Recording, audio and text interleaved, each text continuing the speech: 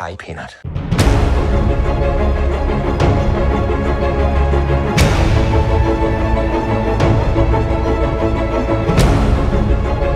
What's going on, everybody? Welcome back to Cinema Sermons. My name is Kevin, and last night I saw Deadpool and Wolverine. It is the third film in the Deadpool franchise, and it's kind of the ending of the 20th Century Fox, X-Men, Marvel kind of experiment, as well as the tipping point for the Marvel Cinematic Universe.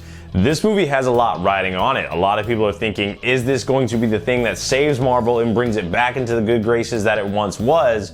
Or is this just going to be another flop, another Disney Marvel letdown to the fans?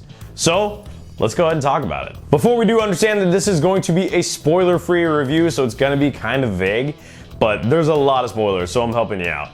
The quicker you can go see this movie and avoid spoilers online, the more you're going to enjoy it. Before we get going, hit that like, share, and subscribe button. Hit that little bell notification. It helps me out tremendously. All right, so starting off with my positives, everything that you want from Deadpool 1 and 2 carries over to Deadpool 3 in that Ryan Reynolds is absolutely hilarious as Deadpool. Wait! Time! You look ridiculous. People have waited decades for this fight. It's not gonna be easy. Maybe nice. It has irreverent, juvenile, stupid humor that made me laugh way too hard. Made me laugh much harder than it should have. And if you're a fan of that from the first two Deadpool movies, you're gonna absolutely love that in the third. It carries over. People were worried, like, is it gonna be toned down because it's Disney? No, it's not. They go full Deadpool with it. And if you're a fan of Deadpool, you're going to enjoy this movie. Ryan Reynolds is hilarious. He does the fourth wall breaks. It's everything you want. And he does have some emotional scenes where Ryan Reynolds is actually a good actor. But that's not what we're here to see. We're here to see Deadpool being the merc with the mouth, and that's exactly what you get. On the Wolverine side, Hugh Jackman absolutely delivers. I've been watching this character ever since the first X-Men came out in 2000. He is Wolverine, and he just brings it every single time. Of course, him and Ryan Reynolds are actually real friends in real life, and you see that there's just a great chemistry between the two. But it's not like Ryan and Hugh hanging out, it's Wolverine and Deadpool. They bring their A game to these characters. You can tell that these characters mean so much to these actors that are playing them, and they really give it their all, especially Hugh Jackman, as always. You know, being able to get into the shape that he's in his mid to late 50s, I think he's like 55. For him to be able to do that and look as good as he looks in this movie, he's very dedicated to the character. He brings an emotional gravitas to the character, and he's really funny when he wants to be too. And I have no idea how to save it, but you do. Trust me, kid, I'm no hero. The fight scenes are amazing, right? Like, you know exactly what you're gonna get. And there's even a quick little line in the movie where Deadpool's like, this is what you came here for. When Wolverine and Deadpool fight, and it's fantastic. The fight scenes between those two, the fight scenes of the whole movie are great. But the ones that I enjoyed the most was when Wolverine and Deadpool fought each other. Except there's one fight scene in the movie where that was definitely my top, but I'm not gonna say anything more than that. There's a lot of really good cameos in this movie, but you kind of gotta be in the know to know. There's a lot of deep cut references. And you gotta kind of know a lot of what's going on behind the scenes, even from Disney buying Marvel, and then how Marvel was once so great, and then it's kind of fallen off. They reference that, like the whole, like, oh, you know, that universe is dying, and you know, yep, man, this universe used to be great, but it went way downhill. There's a lot of references like that, and the fact that they were able to poke fun at Disney and at Marvel for that, I thought was really good. I enjoyed the soundtrack. It's not songs that I enjoy. It's not songs like, ooh, I can't wait to put this on my phone. But in the context of the movie that they're playing, it was really funny. I'm like, this is the song that they have playing right now.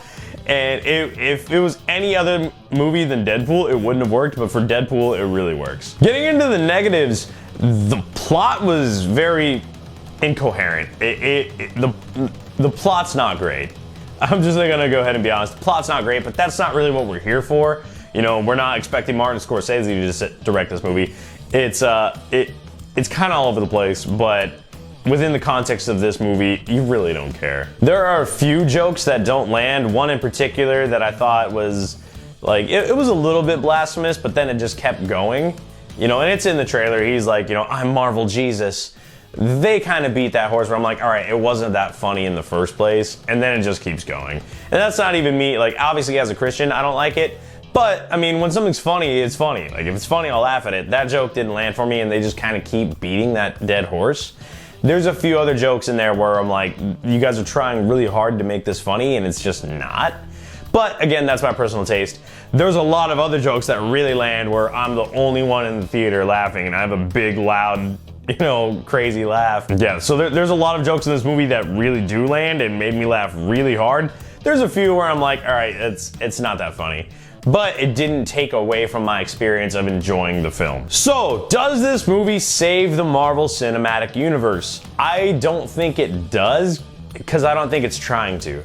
And that's all I'm really gonna say. When you see the movie, you'll understand. This movie was kind of a love letter to the 20th Century Fox Marvel properties and that whole era that is now gone. There's a lot of love for that, and kind of like, hey, let's not forget where we came from. You know, all the things that the MCU is standing on wouldn't be here without that.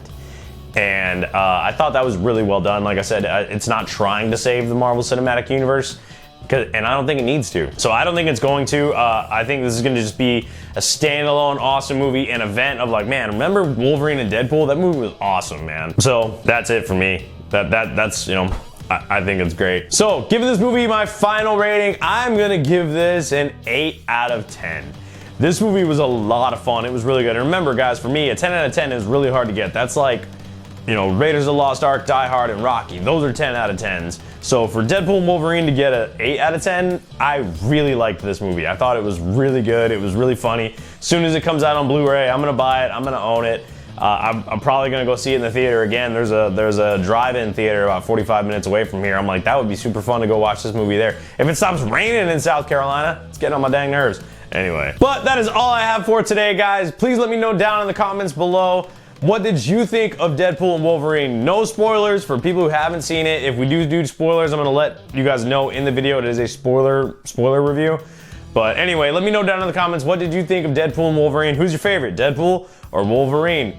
And remember, I love you, Jesus loves you. That's our story, and we're sticking to it. See you guys.